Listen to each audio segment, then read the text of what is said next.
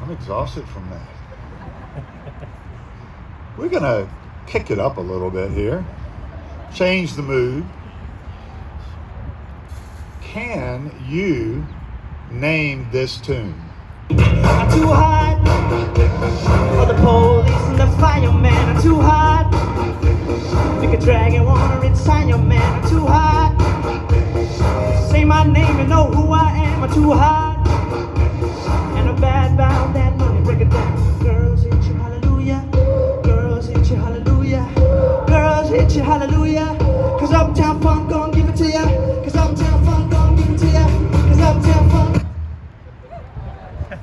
Sorry, Mr. Hirschman, I think I just ruined everything you did. Better yet, can you name the performer and the occasion for the song? You can? Yes, that was the 2019 Oscars, and the performer was Ayan Nath. This was Ayan's coming out party. We all knew from that moment on he was someone that was going to make an impact on our lives in the upper school. I calculated how much time I spent with Ayan this year. I came to a rough estimate of 165 hours between basketball season and ASB meetings. That's second only to Mrs. Keller, Ayan. That's a lot of time, but I've enjoyed every minute. Seriously, every minute. I will always remember convincing his mom to let him be the head manager of the varsity boys basketball team. That proved a wise decision. Ayan has a wonderful sense of humor to go along with his many other talents. Although he's known as a leader, singer, dancer, and person that makes all of us laugh, you picked him as your student speaker tonight because you respect him for being such a wonderful person. A person with character, a person with high morals, a person that cares about you. Tonight it is my pleasure to welcome Ayan to the podium.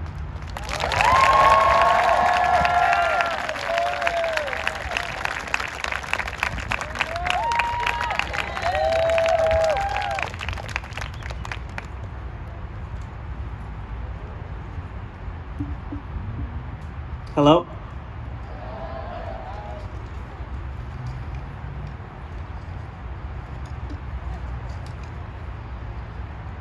Hello to the class of 2022, 2023, faculty, staff, and parents. Thank you, Mr. Keller, for introducing me. I remember the first time I met you, I was scared. Maybe it was because of your brooding height or your deep southern accent. But as I have gotten to know you, I've realized that you have been one of the most influential people I've met. I know I speak on behalf of all of us when I tell you you have been an instrumental part of the Harker School, and we will all miss you and your leadership. We appreciate everything you have done and wish you all the best in retirement. Now, before I get into the core of the speech, I want to say three things. First, I'm not here to give any of you advice. I'm just one of you. I am here, though, to talk about some of our experiences and hopefully make you smile and think along the way. Secondly, I'm absolutely honored and thrilled to be in front of you here today. Ever since I kind of went on tangents at the school meetings about forks or traffic at the Saratoga intersection, I never thought that I would be allowed to speak to you all with a mic ever again. And last but not least, I promise that I will not take longer than any of Miss Horan's course planning presentations. Now, at some schools, the baccalaureate speaker is also known sometimes as the commencement speaker or salutatorian, usually having the second highest GPA. When I told my family I was the baccalaureate speaker, my sister thought I was getting married. My dad said, "Isn't that a religious ceremony?" And my mom said, "What? But you don't have the second highest GPA." Regardless, hopefully Ms. Gargano's definition of baccalaureate and my words here today will serve as some clarification as to what this event symbolizes. Now, from my experience and listening to other speeches given by high school students, the next part of this speech attempts to make some sort of joke. Specifically a joke that goes something along the lines of, "Wow, I knew I was going to be the baccalaureate speaker last month, but silly me, I'm such a procrastinator. So I wrote it today morning at 3 a.m. Luckily for you, I will not tell such things. But one thing that I have noticed here is that we, at Harker High School, love telling each other how much we procrastinate. As I'm walking through Dobbins, I'll often hear, "Oh my gosh, dude, I literally got 4 hours of sleep last night working on calc." Then I'll hear, "No way, dude, I got 3 hours because I was working on A-Push. Silly me, I'm such a procrastinator." It's literally a competition for who sleeps less. But I digress. Having the worst study habits should not be a contest. For the seniors, first off, we should be proud of ourselves. We made it through 4 years. 4 years of getting cut off every morning at the Saratoga intersection by yet another red Tesla. 4 years of using Schoology Grade Displayer, developed by our very own Arjun Dixit, to check our grades a couple hundred times a day. 4 years of the highs and lows at our high school. And yes, it has not been perfect. A decent portion was Zoom school. We missed multiple dances, proms, and even our rafting trip. But now we are getting older and graduating. And in 4 years, we will be done with the last stage of our education, college. That is, unless you're trying to pursue the highly respected occupations of a doctor or lawyer. Then this is just a halftime show for you. And as I say this out loud, I realize it's probably a good proportion of our class. So make sure to invite me to your next graduation. Regardless, when we go off to college and even the rest of our lives, I think it's important to bring our youth along with us. It's understood that once you get older, you no longer necessarily have the time to pursue hobbies, experiment, and discover new interests, because you have to now concentrate on what's important. Although I don't completely disagree with that sentiment, I believe that becoming an adult does not necessarily mean we have to give up on youthful or fun hobbies or activities. As some of you might know, both the baccalaureate speakers, faculty, and student have to provide a quote which ends up getting placed in the program. The quote I provided was, "The bad news is time flies. The good news is you're the pilot." Much shorter than whatever Mr. Hirschman provided. That was written by Michael Altshuler. Now, I know exactly what you're thinking. Who is Michael Altshuler? To be frank, I don't really know either. But I think he's right. Time flies, we will get older, but we are also the pilots. So we also get to decide what we do with the rest of our lives. For me, that might mean continuing to find a way to keep building Lego or making music when I'm at college or when I'm at my job. But not on the job. Don't worry, Mom. Even if you love painting, playing Foursquare, or have a strong affinity for creating nonprofit organizations, I encourage you to keep doing these things even though they might not necessarily fall under your realm of responsibilities. Stay true to who you are, and remember not to grow up too fast. Now on to the juniors. No clapping? Okay.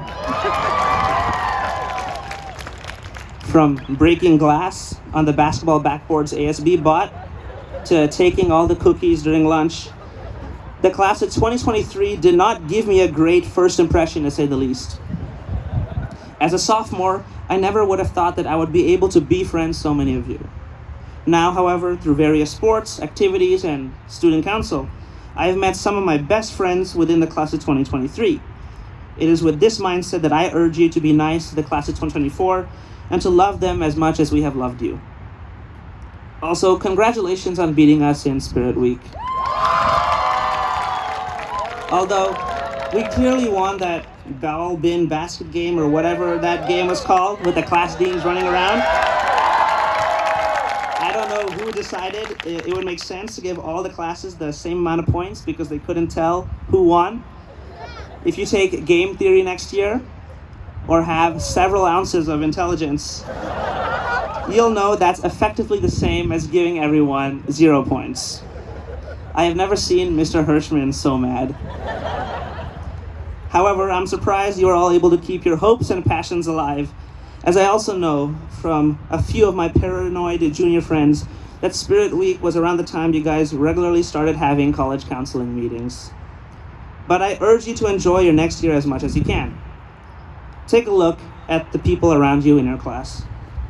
In about 1 year from now, you will be one of the last times that you will ever be with the exact same 200 group of people again. I'm not saying that you should slack off senior year and fool around 24/7, but instead, take this year as an opportunity to mend broken relationships or get to know someone new. Go to prom, go to homecoming, watch or perform at Coachella or Oscars. I was gonna say try to win Spirit, but I guess y'all have done that already. And although these tasks might seem boring or lame at the time, you will realize how much you wished to have those memories 12 months from now. On the academic side, participate in class and go to office hours. Your teachers love you, and interacting with teachers and classmates in small environments is something that's not guaranteed at the university that you end up attending. Your discussions don't even have to be about the academic subject itself. I've learned a lot from my teachers about taxes, negotiation skills, and other important parts of living life in the real world. I know us seniors will be definitely missing our favorite adults on campus. So, now what? This achievement of finishing high school is indeed ours. For the seniors, it's tomorrow, and for the juniors, it'll be next year. But we also have many people to thank. There's a common saying that it takes a village to raise a child. So therefore, it is not just us who should be proud. Our families, our teachers and friends, our village is just as deserving. Thanks to the parents for picking us up late from sports or whatever other activities we had and being there literally every step of the way. Thanks to teachers for putting up with our bad handwriting or dealing with our pestering requests to move up our class grade, even though we are a good several percent away. And thanks to our friends who would help us study or make us feel better whenever something doesn't go the right way. You all have been our village and have raised us to be the people we are today, so thank you. However, as Michael L. Schuler said, we are the pilots of our lives. Yes, we might not know where exactly we are flying to, in a figurative sense, but all we can do is look forward to the future that we create for ourselves. I hope that we will continue to bring our youth with us wherever we go and never lose touch with who we are. I'm absolutely thrilled you guys have chosen me to speak today, so I hope you enjoyed it. Thanks, and I wish you all the best.